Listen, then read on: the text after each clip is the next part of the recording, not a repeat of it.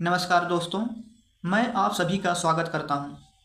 आज की इस वीडियो में मैं उन सभी साथियों से बात करना चाहता हूं जो यूपी टेट और सी टेट की तैयारी कर रहे हैं।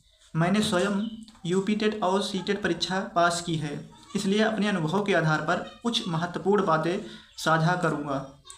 सबसे पहले एक बात हमेशा याद रखिए, सफलता रातों रात नहीं मिलती, बल्कि रोज़ की छोटी छोटी मेहनतों का परिणाम होती है। बहुत से अभ्यर्थी तैयारी शुरू करते तो हैं, लेकिन कुछ समय बाद निराश हो जाते हैं। इसका सबसे बड़ा कारण है सभी रणनीति का अभाव।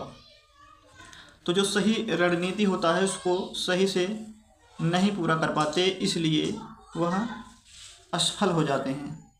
तो ऐसे ही हम कुछ टिप्स या टेक्निक या स्ट्रेटजी लेके आए हैं, जिसको आप फॉलो करें तो आप सफल हो सकते हैं। तो जिसमें है सबसे पहले सिलेबस को समझिए। तो सबसे पहले ज़रूरी है कि सिलेबस को समझना होगा।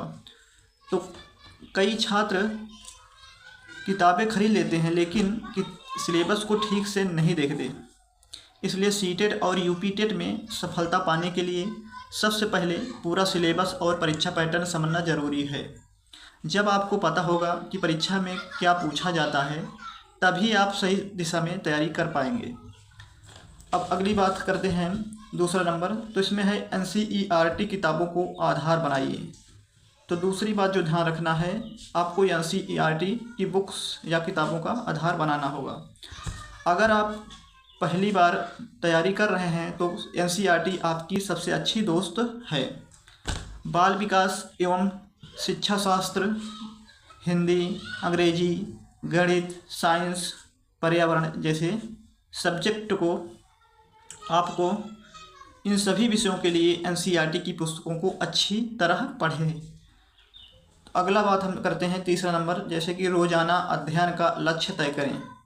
तो साथियों, बहुत ही महत्वपूर्ण होता है कि आप बहुत बड़े लक्ष्य बनाने की बजाय छोटे और वास्तविक लक्ष्य बनाइए।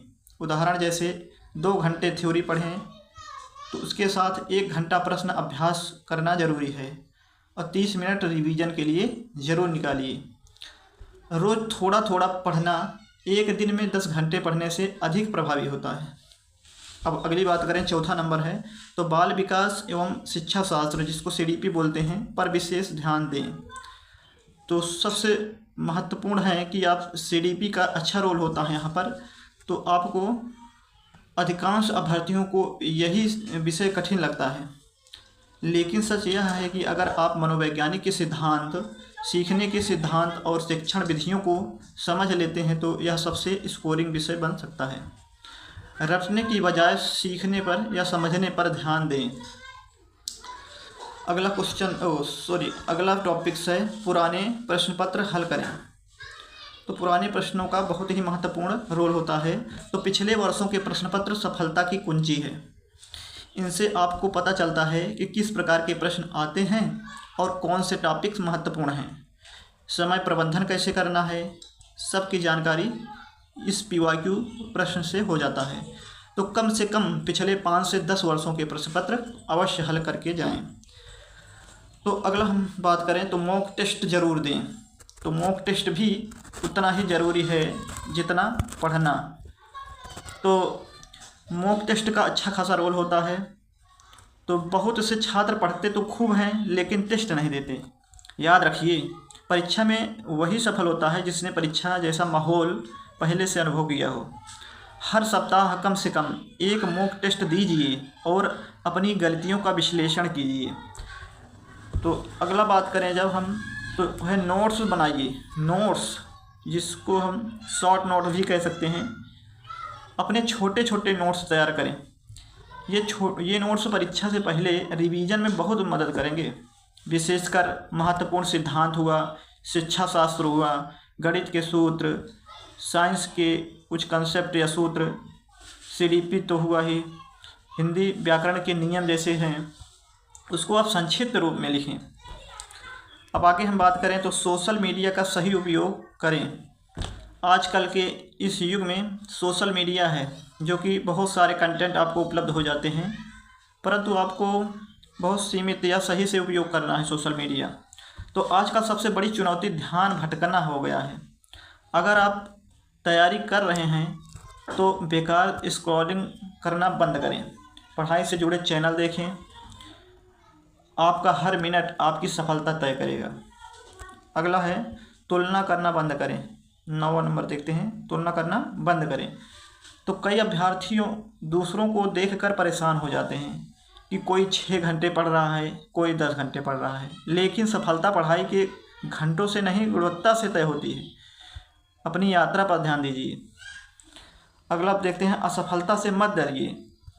अगर किसी परीक्षा में सफलता नहीं मिली तो इसका मतलब यह नहीं कि आप योग्य नहीं हैं। हर असफलता आपको कुछ नया सिखाती है। मैंने भी तैयारी के दौरान कई कठिनाइयों का सामना किया, लेकिन हार नहीं मानी। याद रखिए, हार मान लेना ही असली असफलता है। अगला देखते हैं, असफलता से मत डरिए तो हो गया है। अब 11 नंबर है, सकारात्मक सोच बनाए रखें। सकारात्मक जो है पॉजिटिव थिंकिंग बहुत ही ज़रूरी है। जब तैयारी लंबी हो जाती है तो कई बार मन टूटने लगता है। ऐसे समय में क्या करें? परिवार से बात करें, प्रेरणादायक किताबें पढ़ें, अपने लक्ष्य को याद करें कि पिछले बार हमने कुछ सही किया है पढ़ाई के क्षेत्र में, या कुछ पॉजिटिव चीज़ें सोचें। खुद पर विश्वास बनाए रखें। अगला है, परीक्षा के दिन क्या करें? साथियों, परीक्षा ही नाम का एक डर है। इससे उसको सुनते ही मन में घबराहट, बेचैनी सी होने लगती है। तो परीक्षा के दिन कुछ बातें हैं जो ध्यान रखने हैं। समय से पहले परीक्षा केंद्र पहुंच जाएं, घबराना बंद करें या घबराएं नहीं। सब पहले आसान प्रश्न हल करें परीक्षा में। समय का ध्यान रखें, किसी एक प्रश्न पर अधिक समय न लगाएं, क्योंकि उसमें बहुत से तरीके के प्रश्न अलग अलग तरीके के आते हैं, जिसमें आपको उलझा देंगे और पूरा समय आपका ख़राब कर देंगे। तो शांत मन से दिया गया पेपर हमेशा बेहतर होता है। इसलिए साथियों, जैसे कि मैं यूपी टेट और सी टेट का परीक्षा, इन बातों को ध्यान रखकर सफल होने में पूरा प्रयास किया, या सफल हो भी गया हूँ। तो अब यही है कि आप भी इसको फॉलो करें। अब अंतिम संदेश है, प्रिय साथियों, अगर आप सी टेट या यूपी टेट की तैयारी कर रहे हैं तो मैं सिर्फ इतना कहना चाहूँगा, नियमित मेहनत करें, सही रणनीति अपनाएं और खुद पर विश्वास रखें। आज तो जो संघर्ष आप कर रहे हैं वही कल आपकी सफलता की कहानी बनेगा। सपने वो नहीं होते जो सोते समय आते हैं, सपने वो हैं जो आपको सोने नहीं देते।